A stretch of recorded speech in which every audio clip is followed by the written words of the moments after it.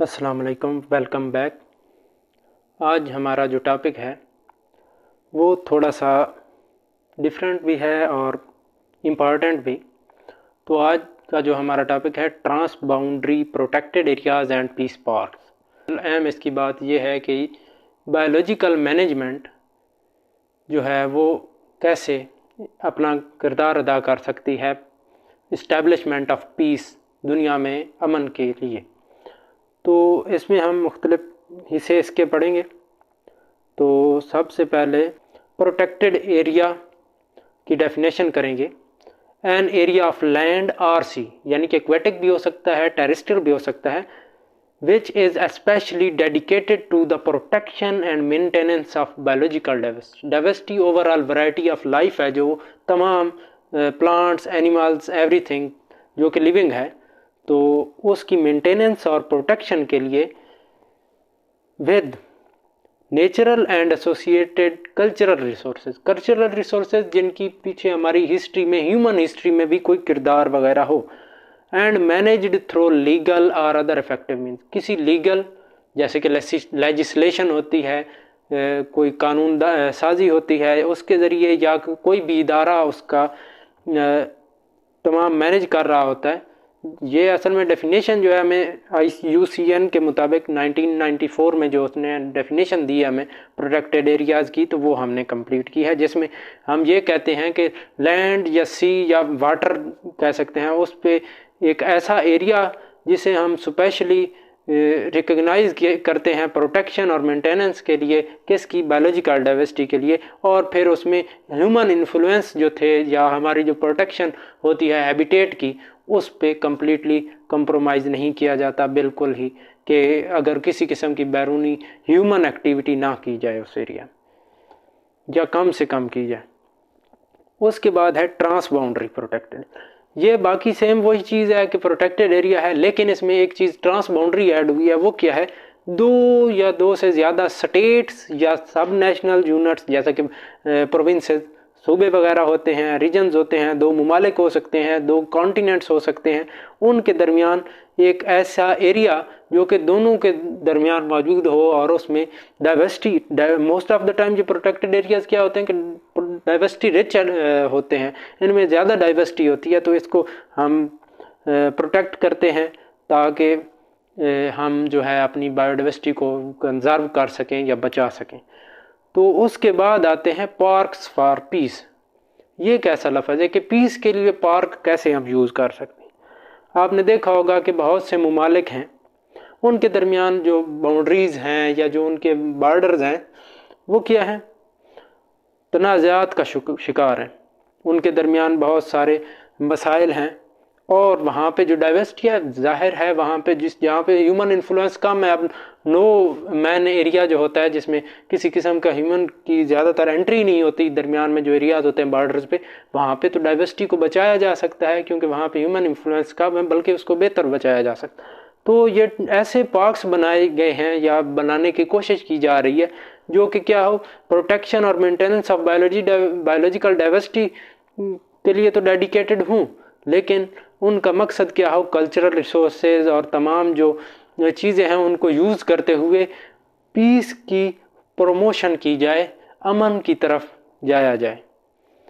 तो इसकी एग्जांपल अगर हम लें तो हमारे पास पहला जो इंटरनेशनल पार्क बना था ट्रांस बाउंड्री पीस पार्क, वो था सेंट्रल अमेरिका की दो स्टेट्स हैं, कोस्टा रिका एंड पनामा, तो उनके दरमियान हुआ था। ये बाई नेशनल कोऑपरेशन थी इन दोनों ममालिक के दरमियान। 1970 में इसकी प्लानिंग शुरू हुई और मिनिस्ट्रीज़ ने इस पे काम करना शुरू किया, और 1979 में प्रेसिडेंट्स ने इन दोनों स्टेट्स के प्रेसिडेंट जो थे उन्होंने एक डिक्लेयर कर दिया इस एरिया को, ये बॉर्डर को, लैमिस्ताद इंटरनेशनल पार्क।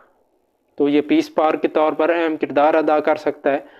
इसी तरह तमाम ममालिक, बल्कि अगर हम देखें तो अमेरिका और कनाडा के दरमियान इस वक्त 4 peace parks, trans boundary peace parks बन चुके हैं।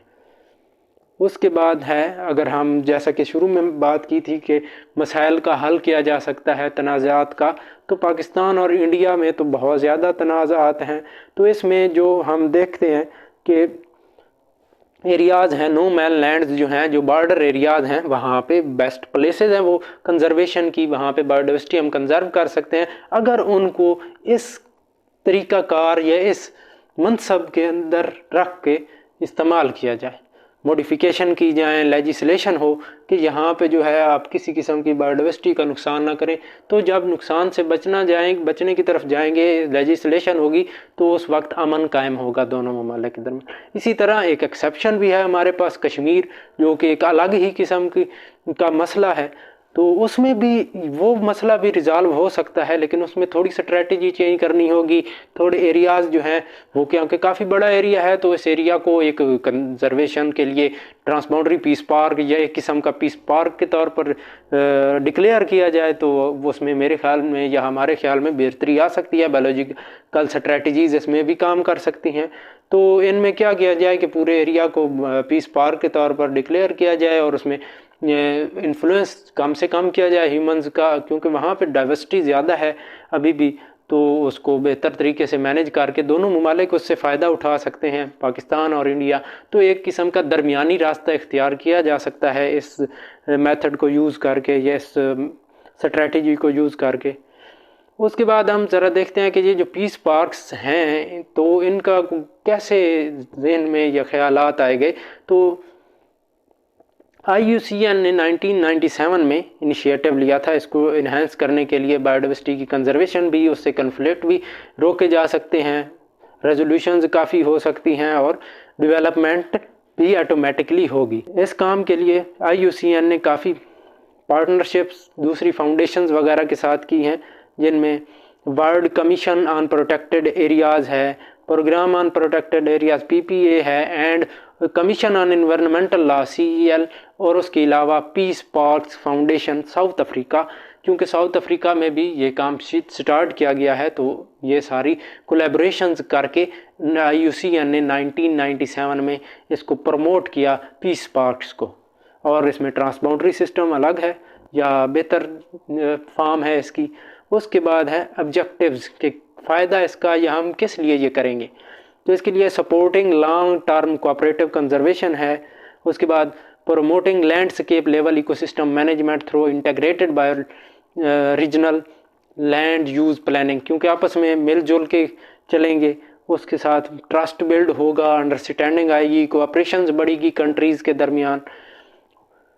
उसके अलावा इससे क्या होगा, जो टेंशन्स हैं या जो जितने मसाइल हैं उनका हल किसी तरीके निकल सकता है।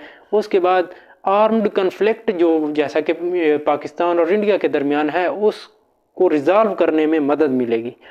उसके अलावा तमाम जो कंट्रीज़ हैं, अगर उनके दरमियान जो कन्फ्लिक्ट वाला एरिया है उसको इस तरह बनाया जाए तो दोनों ममालिक के दरमियान इक्वली वो जो नेचुरल रिसोर्स हैं, क्योंकि जो डाइवर्सिटी रिच है जहाँ पे, वो ऑटोमेटिकली इंसान के फ़ायदा के लिए है, वहाँ हर चीज़ इकोनॉमिकली और बाकी हर चीज़ के लिहाज से वो फ़ायदा मंद है। तो जो नेचुरल रिसोर्स है जिन्हें हम कह सकते हैं, वो यूज़ किए जा सकते हैं इक्वली दोनों ममालिक के दरमियान, जिससे क्या होगा, कंजर्वेशन भी होगी, दोनों ममालिक को फ़ायदा होगा और पीस अलग से उसमें इस्टेब्लिश होगा। उसके बाद डेजिग्नेशन क्राइटेरिया कि किस बेस पे हम ये एरिया बनाएंगे।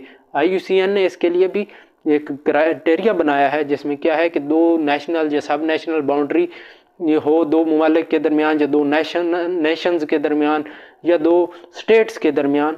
उसके बाद क्या है, उसमें बायोडाइवर्सिटी ज़्यादा हो और कोई ना कोई कल्चरल ऑब्जेक्टिव भी हो, पुराना कल्चरल एरिया हो, और उसके साथ साथ कोऑपरेशन एग्रीमेंट करना होगा आपको कि हम यहाँ पे कंजर्वेशन को पूरी तवज्जो देंगे। उसके बाद सब अरेंजमेंट्स की जाएंगी और फिर गाइडलाइन जो दी जाएगी IUCN तरफ से, वो क्या है, उसको पूरा करना होगा और उसी पे ही रहना होगा। तो यहाँ पे आज का हमारा लेक्चर ख़त्म होता है। इसके रिलेटेड तमाम मटेरियल आप वीडियो के डिस्क्रिप्शन में दिए गए लिंक से हासिल कर सकते हैं। अल्लाह हाफ़िज़।